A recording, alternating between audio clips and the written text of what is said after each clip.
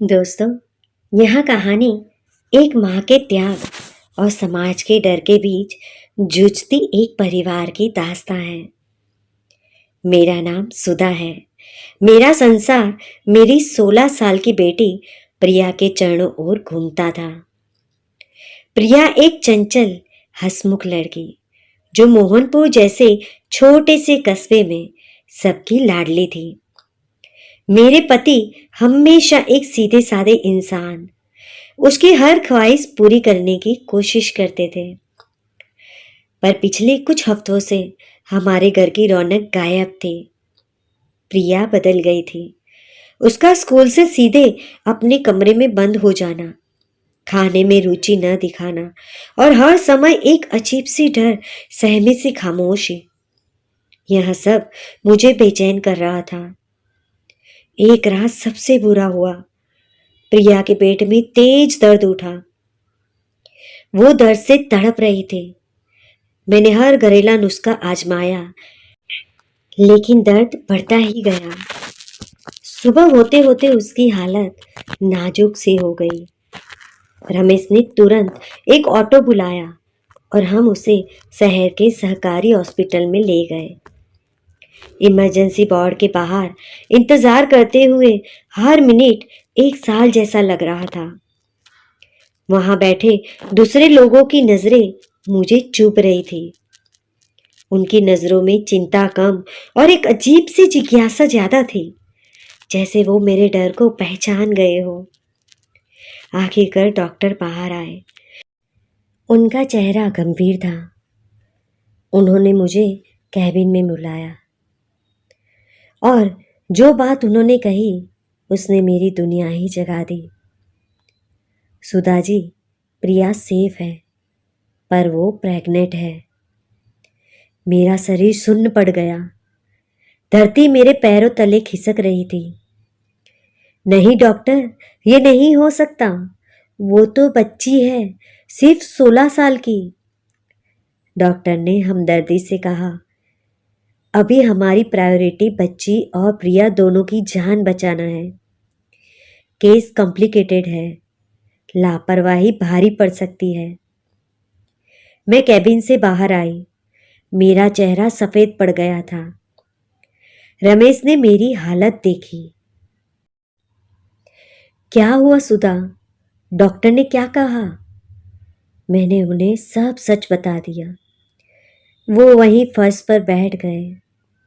उनकी आंखों में आंसू और गुस्से का मिश्रण था, लेकिन मेरा डर अलग था। मुझे अपनी बेटी से नफरत नहीं, बल्कि उस समाज से डर लग रहा था जो कल तक उसे बेटी कहता था और आज उसे कलंक कहकर ठुकराएगा। घर लौटकर महल पत्थर जैसा हो गया। प्रिया अपने कमरे में रोती रहती है, किसी से आंख नहीं मिलाती।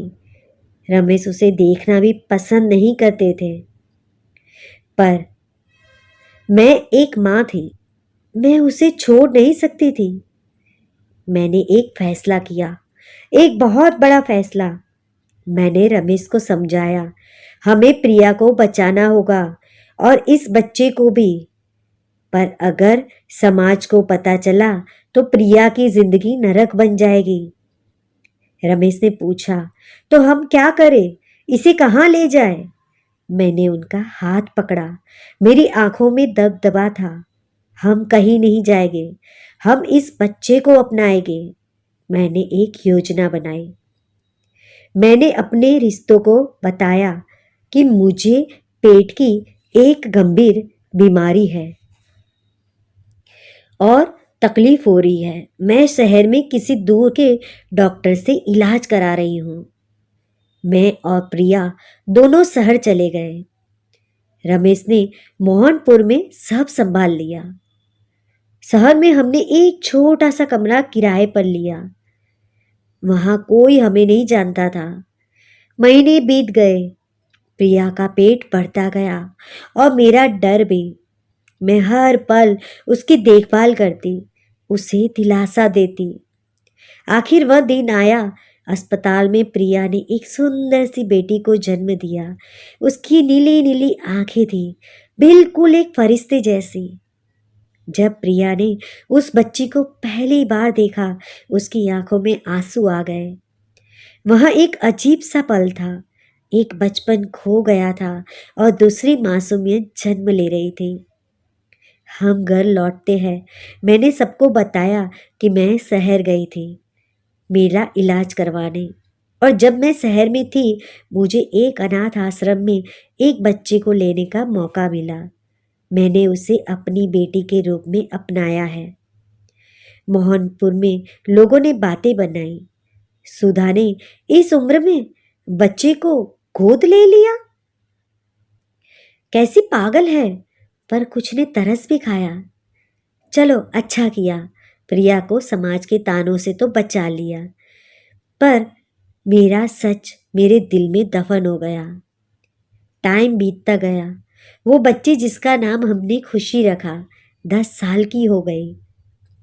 वो मुझे माँ और रमेश को पापा कहती है। प्रिया जो अब एक सफल आर्किटेक्ट बन चुकी है, शहर में रहती है और खुशी से बहुत प्यार करती है, बिल्कुल अपनी दीदी की तरह। एक दिन जब प्रिया घर आई तो मैंने उसे खुशी को नींद में सहलाते हुए देखा। उसके चेहरे पर वही पुराना डर था, वही बच्ची एक गहरा प्रेम और पछतावे का भाव था। उस रात प्रिया मेरे पास आई। माँ, उसने फुसफुसाते हुए कहा, मुझे माफ़ कर देना। मेरा सच छुपाने के लिए आपको इतना बड़ा झूठ बोलना पड़ा। मैंने मुस्कुराकर उसका हाथ थामा। माफ़ी मत मांग मेरी बच्ची, मैंने सिर्फ एक बच्चे को नहीं, बच्ची अपनी बेटी के भविष्य को बचाया है। यह मेरा त्याग नहीं है, मेरी सबसे बड़ी खुशी थी।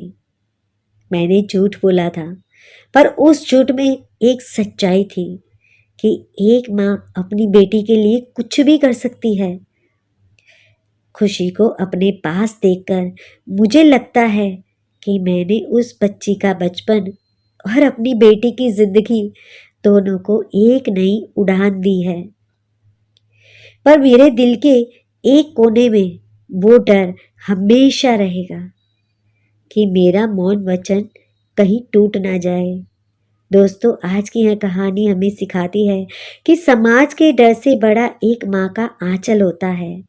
गलतियाँ इंसान से होती है, लेकिन उन गलतियों की सजा पूरी जिंदगी की बर्बादी नहीं होनी चाहिए।